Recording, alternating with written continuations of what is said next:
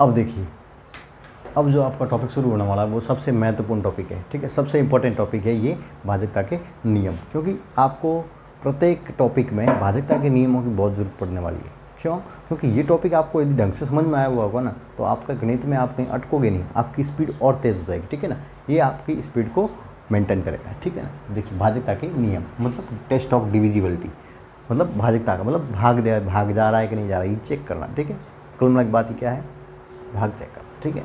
दो का भाजकता का नियम, दो से विभाज्यता, ठीक है, डिविजिबिलिटी ऑफ 2। अब देखो कैसे, 2 से कैसे, मतलब 2 का भाग किन किन संख्याओं में जाता है, हम कैसे चेक करेंगे। तो देखो, कोई भी संख्या 2 से पूर्णतः विभाजित होगी जब उसका इकाई का अंक क्या होगा, सम संख्या अथवा शून्य हो। मतलब कुल मिला के बात ये है 0, 2, 4, 6, 8 यदि किसी का इकाई का अंक है, वो संख्या हमारी क्या है, 2 से विभाजित है। किसी भी संख्या का इकाई का अंक 0, 2, 4, 6, 8 है तो वो संख्या 2 से पूर्णतः विभाजित होगी। जैसे इसका इकाई अंक 2, इसका इकाई अंक 0, इसका इकाई अंक 8, मतलब ये तीनों संख्याएं क्या है, 2 से विभाजित है। इस प्रकार कोई भी संख्या हो सकती है, वो सारी हमारी क्या है, 2 से विभाजित होगी, ठीक है। बढ़ते हैं अगले की तरफ, 3 का भाजकता का नियम। अब देखो, 3 का भाजकता का नियम क्या कहता है, मतलब 3 का भाग किन किन संख्याओं में जाएगा, हम कैसे चेक करेंगे। तो देखो, कोई भी संख्या 3 से पूर्णतः विभाजित होगी जब उस संख्या के अंकों का योग 3 से विभाजित हो। तुलना की बात ये है, कोई भी संख्या ले ली हमने, जैसे मान लो ये ले ली 245 ले ली। अब इसके अंदर 3 का भाग जाएगा कि नहीं जाएगा, ये चेक करने के लिए हमेशा ध्यान रखना, पहले तो इस अंकों का योग करो। अंक मतलब 1, 2, 3 अंक है ये, इन तीनों को जोड़ो। 2 + 4 + 5 कितना हो गया, 5 और 4 9, 9 और 2 11। मुझे एक बात बताओ, क्या 11 में 3 का भाग जाता है, समझ रहे हो, नहीं जाता ना। तो इसका मतलब इस 245 के अंदर 3 का भाग नहीं जाएगा। समझ गए बात को। मतलब कुल मिला के क्वेश्चन ये है कि अंकों का योग 3 से पूर्णतः विभाजित होना चाहिए। इसका मतलब है कि 3 का मल्टीपल होना चाहिए, 3 का गुणज होना चाहिए, 3 के पहाड़े में आना चाहिए। मतलब ये 11 3 के पहाड़े में नहीं आता, इसका मतलब ये 3 से विभाजित नहीं होगा, ठीक है। तो देखिए यहाँ पर जैसे क्या दे रखा है, 465 दे रखा है। 465 अंकों का योग कितना होगा, 4 + 6 + 5 कर दिया, 4 और 6 10, 10 और 5 15। मुझे एक बात बताओ, 15 क्या 3 के पहाड़े में आता है, बिल्कुल आता है, 3 × 15 होता है, ठीक है। तो 15 के अंदर 3 का भाग जाता है, बिल्कुल जाता है, तो जाएगा। तो इसमें सीधी सी बात है, इसमें 3 का भाग पूरा पूरा जाएगा। अब नेक्स्ट नंबर क्या हमारे जैसे क्या देगा, 1338 दे रखा है। 1338 को जोड़ो, देखो 1 और 3 4, 4 और 3 7, 7 और 8 15। 15 के अंदर क्या होता है, 3 का भाग जाता है, बिल्कुल, 3 के पहाड़े में आता 15, तो इसका मतलब इसमें 3 का भाग जाएगा, तो इस पूरी संख्या के अंदर 3 का भाग जाएगा, ठीक है। यदि अंकों के योग 3 से विभाजित है तो ये दोनों संख्याएँ 3 से विभाजित होगी, ठीक है। तो इसमें कोई ज़्यादा समझने वाली बात नहीं है। यदि ये समझ में नहीं आया तो आप हम इस वीडियो को थोड़ा रिवाइंड करें, वापस देख लीजिएगा, समझ में आ जाएगा, ठीक है, टेंशन ना लीजिएगा। कुल मिला के बात ये है कि ऐसी संख्या, मतलब इन अंकों के योग, जो अंकों का योग आएगा ना, वो 3 से विभाजित होगा तो उस संख्या के अंदर 3 का भाग जाएगा, ठीक है। अगर देखो 4 का भाग निकालना है, अब देखिए 4 का भाग निकालना बहुत सिंपल है, समझे नहीं। लास्ट में 2 0 हो, हमेशा ध्यान, लास्ट के 2 अंक क्या हो, यदि बड़ी संख्या दे रखी है तो यदि लास्ट के 2 डिजिट 0 हो, लास्ट के 2 डिजिट क्या हो, 0 हो। जैसे मान लो दे दिया 200, 2500, 3300, तो लास्ट के 2 डिजिट क्या है हमारा, 00, तो इसके अंदर 4 का भाग जाएगा। एक तो रूल ये याद रखना, ठीक है। अगला, कोई संख्या 4 से पूर्णतः विभाजित होगी जब अंतिम 2 अंकों से बनी संख्या 4 से विभाजित हो। मतलब ये है कि जो बड़ी संख्या, जैसे ये दे रखा है ना, तो मुझे एक बात बताओ, क्या 64 के अंदर 4 का भाग जाता है, 64 के अंदर 4 का भाग जाता है, तो पूरी संख्या के अंदर 4 का भाग जाएगा। यदि लास्ट के 2 डिजिट में यदि 4 का भाग जाता है तो पूरी संख्या के अंदर 4 का भाग जाएगा। तो देखिए 64 के अंदर 4 का भाग जा रहा है, बिल्कुल जा रहा है, देखिए टेस्ट कीजिए। 64 ले लिया, 64 में 4 का भाग दिया, एक बार गया, फिर माइनस किया 2 आ गया, 624, मतलब 1664 होता है, मतलब 16 का टेबल पूरा पूरा भाग जा रहा है 4 में, ठीक है ना। तो इसका मतलब 4 का भाग 16 बार जा रहा है, तो इसका मतलब पूरा ये 100 से डिवाइड हो रहा है, तो इसका मतलब पूरी संख्या के अंदर 4 का भाग जाएगा, ठीक है। फिर अगला देखिए, इस प्रकार समझ में आया होगा, ठीक है। अब जैसे मान लो कोई संख्या दे दी ऐसे, ये दे दिया, ठीक है। अब इसमें देखिए क्या लास्ट में इसके अंदर 4 का भाग जा रहा है, देखिए, देखो 67, 4 का दियो, 4 एकम 4, 2 27, 4 5 20, 4 6 24, पीछे कितना 3 बच गया, मतलब इसमें 4 का भाग नहीं जा रहा 67 के अंदर, मतलब पूरी संख्या के अंदर 4 का भाग नहीं जाएगा। ठीक है, अगला देखिए भाज्यता का नियम 5।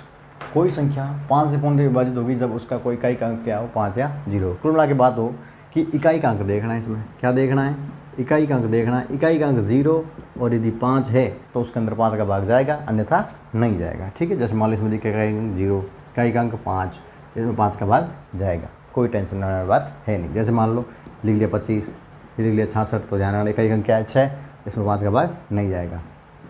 ये लिख लिया ये 0 है, इसका मतलब 5 का भाग इसमें जाएगा। ठीक है, कुछ भी लिख लिया। ठीक है, 8, तो इसमें इकाई का अंक 8 है, 5 नहीं है, 0 नहीं है, तो इसमें 5 का भाग नहीं जाएगा। ठीक है, तो आपको समझ में रहने बात यह है कि किसी भी संख्या का इकाई का अंक यदि 0 या 5 हो तो संख्या के अंदर 5 का भाग जाएगा। यदि इकाई का अंक 0 या 5 दोनों में से कोई नहीं है तो हमसे ध्यान रखना वो संख्या के अंदर 5 का भाग नहीं जाएगा। ठीक है, 6 का भाज्यता का नियम। यदि देखो 6 का, देखो 6 को हमसे ध्यान रखना, इस तरीके से सोचना कि 6 बना कैसे, 3 दूनी 6, 3 2 दिया 6, इसका मतलब क्या है, जिसके अंदर 2 का भाग और 3 का भाग दोनों का जाएगा उसी में 6 का भाग जाएगा।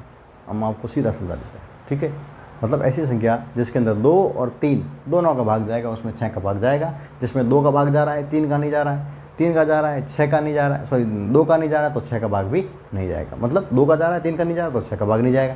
यदि 3 का जा रहा है 2 का नहीं जा रहा तो 6 का भाग नहीं जाएगा। मतलब बात ये है कि 3 और 2 दोनों का भाग उसमें जाना चाहिए, तभी उसके अंदर 6 का भाग जाएगा, वरना था नहीं जाएगा। ठीक है, तो देखिए, तो हमने क्या कहा कि यदि कोई 2 3 दोनों से विभाजित है तभी वो संख्या 6 से पूर्णतः विभाजित होगी। जैसे मान लो देखो इसका इकाई का क्या है 2 है, इसका मतलब इसमें 2 का भाग तो जाता है, ये हमने चेक कर लिया। अब 3 का भाज्यता का नियम क्या था, सम ऑफ डिजिट, अंकों का योग 3 का क्या होना चाहिए, 3 से विभाजित होना चाहिए। तो देखो इसको जोड़ो, 2 और 1 3, 3 और 9 12, 12 और 6 18, 18 और 3 21। अब 21 क्या है हमारा, 3 से पूर्णतः विभाजित होता है 7 बार, इसका मतलब इसमें 3 का भाग भी जाता है और 2 का भाग भी जाता है, तो मतलब इसमें 6 का भाग भी जाएगा। ठीक है,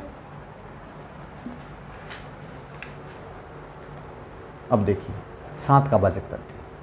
कोई संख्या 7 से पूर्णतः विभाजित होगी जब संख्या के अंतिम अंक को 2 गुणा करके शेष अंकों में से बनी संख्या में से घटाया जाए और इससे प्राप्त शेषफल 7 से भाज्य हो या 0। ठीक है, 7 से भाज्य हो या कोई भी या तो 0 आ जाए तो उस संख्या के अंदर 7 का भाग पूरा पड़ जाएगा। देखो समझा रहा हूँ कैसे। अब जैसे कोई भी संख्या हमें लिख दी, जैसे मान लो एग्जाम्पल ले लें तुम्हारा आपका। ठीक है, जैसे संख्या क्या थी हमारी 2429, 2429 क्या बोला, अंतिम अंक जो इकाई अंक है उसको डबल करना है, तो 9 का डबल क्या होता है 18, क्या कर दिया 18, और इसमें से क्या कर दो जो बाकी बची हुई संख्या है ना, जैसे हम कहते हैं 242 है ना, इसमें से क्या कर दो उसको घटा दो। तो देखो 12 में से 8 गया 4, 3 में से 1 गया 2, 2 का 2, 224 आ गया। अब भी नहीं पता, ठीक है, अब भी नहीं बता सकते हम, तो क्या करो वापस इस 4 का डबल करो, कितना हुआ 8, और बची हुई संख्या में से घटा दो, तो 22 में से घटाएंगे। देखो 12 में से 8 गया 4 और 2 1 का 1, 14 आ गया। तो मुझे बताओ क्या 14 7 से विभाजित है, क्या 14 7 से विभाजित है, बिल्कुल 7 के टेबल में आ रहा, 2 बार जाएगा, तो इसका मतलब इस पूरी संख्या के अंदर 7 का भाग जाएगा। कुल मिला के मतलब नीचे ऐसी संख्या आनी चाहिए कि वो संख्या क्या हो हमारी 7 से पूर्णतः विभाजित होनी चाहिए, या 7 का कोई मल्टीपल होना चाहिए, या 7 के पहाड़े में आने वाली कोई संख्या होनी चाहिए। इससे कुल मिला के बात ये है। ठीक है, अब देखो कोई एक एग्जाम्पल और लेते हैं। जैसे मान लो मैंने एग्जाम्पल लिया, ये ले लिया। अब इसके अंदर 7 का भाग जा रहा है कि नहीं जा रहा है, कैसे चेक करोगे, तो सबसे पहले ध्यान रखना जो अंतिम अंक है उसको करो डबल। 7 दूनी क्या होता है 14, 14 को क्या कर लो बची हुई संख्या में से घटाना है। अब 8 में 4 गया 4, 7 में 4 1 गया 6, 2 का 2, अभी भी कुछ पता नहीं चल रहा है, तो इस लास्ट डिजिट को डबल करो। अभी 4 का डबल कितना हो गया 8, अब 8 को बची हुई संख्या में से इसको घटा लो, तो 16 में से 8 गया, पीछे कितना बच गया 8 और 1 का 1, 18 आ गया। मतलब 18 क्या 7 के पहाड़े में आता है, बिल्कुल नहीं आता, तो इसके अंदर 7 का भाग नहीं जाएगा। ठीक है, एक बात समझ में आ जाएगी। यदि नहीं समझ में आए तो एक बार रिवाइंड करके देख लेना, बहुत ही आसान तरीके से समझाया है, आपको अच्छे से समझ में आ जाएगा। कुल मिला की बात ये है कि लास्ट डिजिट को डबल करके बची हुई संख्या से, जैसे ये 2429 था तो हमने इसको डबल किया और फिर इसमें से घटाना है। ठीक है, फिर ऐसे मान लो यहाँ पर कितना 224 आया। अब भी हम बता सकते हैं इसमें 7 का भाग जा रहा है नहीं जा रहा, नहीं बता, बड़ी संख्या है ना, तो इसको और छोटी करो। तो अब इसकी लास्ट देखो, इसको डबल करो और कितना हो गया 8, और इसमें से घटा दो। अब इसमें से घटाए पीछे कितना आ गया 14 आ गया। सीधी सी बात, तो हमारा 14 में 7 का भाग जाता है। जाएगा तो 7 से पूर्ण संख्या विभाजित होगी। ठीक है, इस बात समझ आ गया, आएगा जाएगा कहाँ, ठीक है ना, टेंशन ना लिया करो।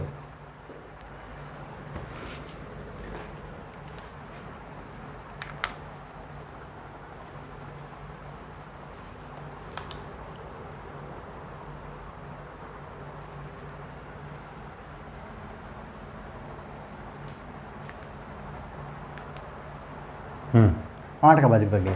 8 का भाजक नियम क्या है, यदि संख्या 8 से पूर्ण से विभाजित होगी तो उसके अंतिम 3 अंकों की संख्या 8 से विभाजित होगी। कुल मिला के बड़ी संख्या होगी तो उसके ध्यान रखना अंतिम 3 अंक है ना, वो क्या होंगे, 8 से विभाजित है। तो मतलब अंतिम 3 अंक कौन सा, 192 है ना ये। यदि मान लो इसके अंदर 8 का भाग जा रहा है तो पूरी संख्या के अंदर 8 का भाग जाएगा। बात ये है, सिर्फ इतना चेक करना है। तो 192 के अंदर क्या है, 8 का भाग दो, 8 दूनी 16, पीछे 3 32, 8 चौक 32, इसका मतलब 24 बार गया तो पूरी संख्या के अंदर 8 का भाग जाएगा। ठीक है, एक और रूल है, एक और